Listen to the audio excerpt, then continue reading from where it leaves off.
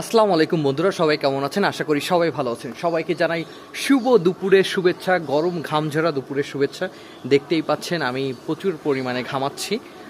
প্রায় 33-34 degree Celsius আমাদের খুলনাতে টেম্পারেচার, রোদের যেই তাপমাত্রা। সূর্য মামা উকি মেরে কি সুন্দর আমাদেরকে গরম দিচ্ছে, রোদ দিচ্ছে, আবার সূর্য মামা লুকিয়ে পড়তেছে আকাশ থেকে। সুন্দর বৃষ্টি হচ্ছে, মেঘলা বৃষ্টি হচ্ছে মাঝে মাঝে আর কি।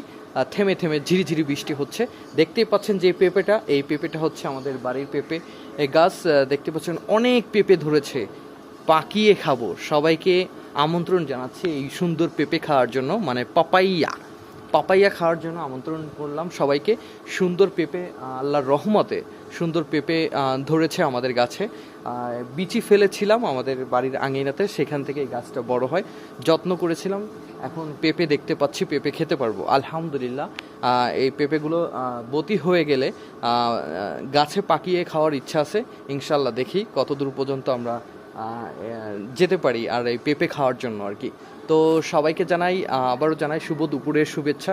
সবাই এই গরমে বেশি বেশি লেবুর শরবত খাবেন, বেশি বেশি পানি খাবেন, নিজের শরীরের দিকে খেয়াল রাখবেন, কারণ জ্বর হচ্ছে সবার, গায়ে ব্যথা হচ্ছে, অবশ্যই খেয়াল রাখবেন শরীরের দিকে। এটাই বলতে চাই। ভালো থাকবেন, সুস্থ থাকবেন এবং আশেপাশে সবাইকে ভালো রাখবেন।